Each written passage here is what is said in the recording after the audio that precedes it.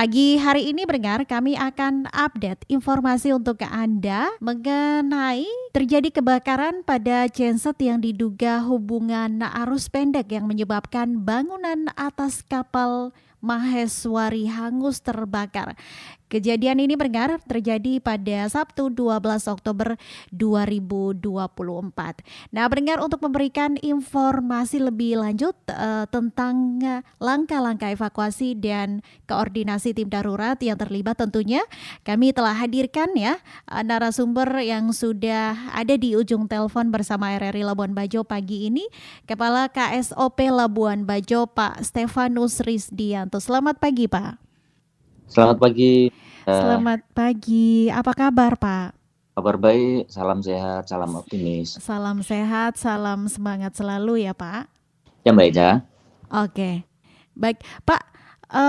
Kita langsung saja ya, Pak. Bisa dikonfirmasi kembali, Pak, mengenai kejadian kebakaran kapal Maheswari pada 12 Oktober lalu? Betul, Mbak Eja, bahwa pada tanggal 12 Oktober sekira jam 15.00 telah kebakaran kapal Maheswari, kapal tipe pinisi kecil ukuran 109 GT di daerah Pulau Kalong Rinca, Mbak Eja. Iya. Ya, kebetulan saya turun sendiri untuk melakukan proses evakuasi, pemadaman, dan penyingkiran badan kapal agar tidak mengganggu alur pelayaran, Mbak Eja. Iya, baik. Pak, ini lagi-lagi terjadi ya, Pak, di Labuan Bajo begitu.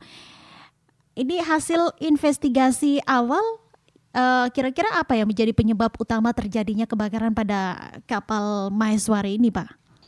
Iya, jadi pada saat saya naik ke atas kapal dan kita peroleh keterangan sementara dari awak kapal bahwa ada pekerjaan di kamar mesin, yaitu pemeliharaan terhadap genset.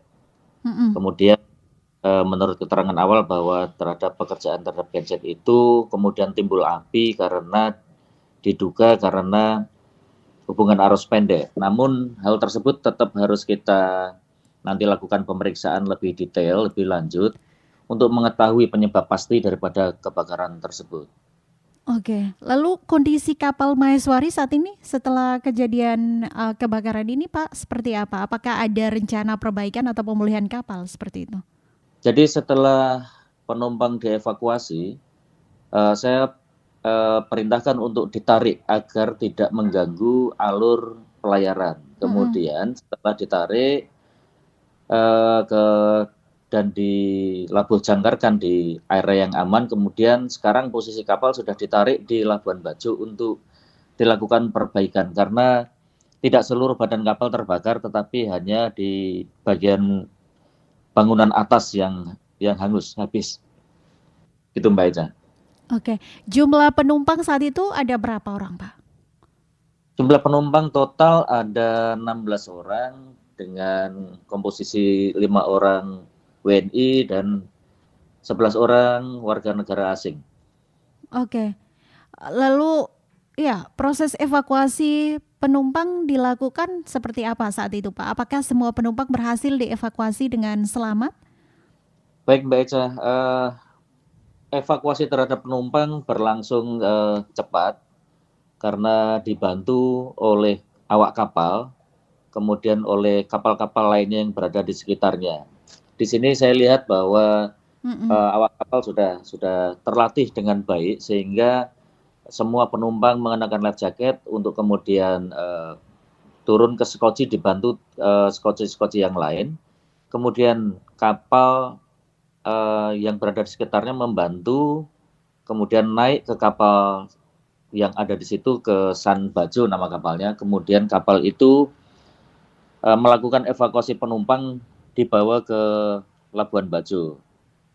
Jadi poinnya bahwa kru kapal sudah bekerja dengan baik, kemudian kapal-kapal di sekitarnya juga sudah terlatih dengan baik, karena beberapa program pelatihan sudah dilakukan dengan KSOP, sehingga kepedulian kapal-kapal di sampingnya ke tim emergensi yang dari darat pun kita turunkan bersama tim gabungan, yaitu terutama dari KSOP dan Basarnas dengan backup dari Polair, kemudian dari TNI AL, sehingga kita langsung menuju ke lokasi dan melakukan tindakan-tindakan emergensi seperti yang sudah ada di standar prosedur, sehingga puji Tuhan terhadap kecelakaan yang ada di Labuan Bajo, kecelakaan pelayaran sampai saat ini belum ada korban jiwa dan semuanya dapat tertangani dengan baik, Mbak Eca.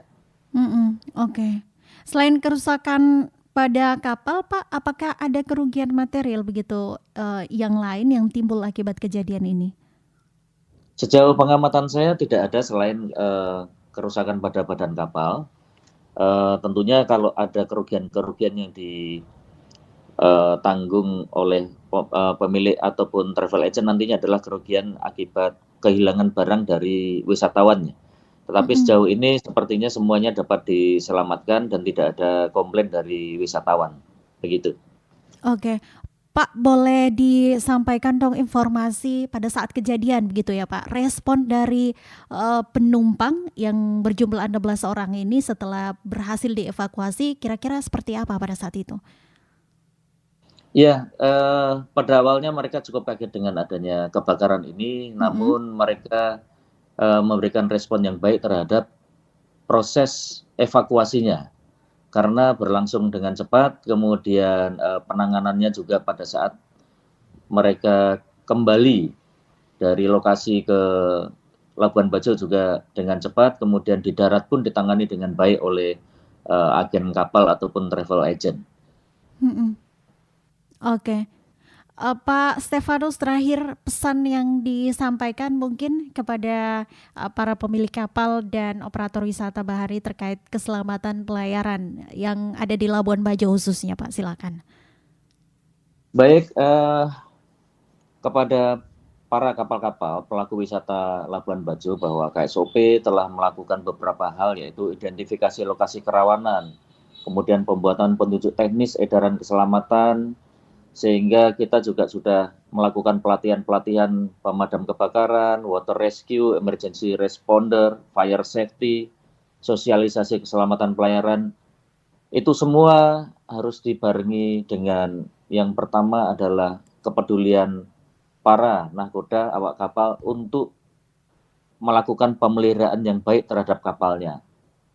Kemudian tetap melakukan pelatihan-pelatihan mandiri di atas kapal untuk kebakaran dan abandon ship atau meninggalkan kapal.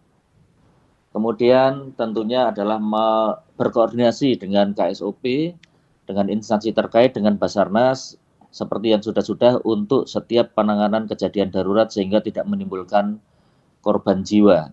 Itu yang paling penting adalah kita harus selalu waspada terhadap cuaca, karena menurut evaluasi dari kecelakaan pelayaran di Labuan Bajo, faktor yang besar adalah faktor alam, yang kedua adalah faktor human error atau kesalahan daripada manusia. Nah, itu harus dilakukan pelatihan-pelatihan dan pemeliharaan kapal. Itu yang paling penting, Mbak Eca. Kemudian sebelum saya akhiri, saya ucapkan terima kasih kepada para pihak yang telah membantu kejadian kedaruratan di Labuan Bajo, para nahkoda dan kapal-kapal yang ada di perairan Labuan Bajo yang peduli, yang sigap dalam penanganan kejadian emergensi di Labuan Bajo. Itu Mbak Eca.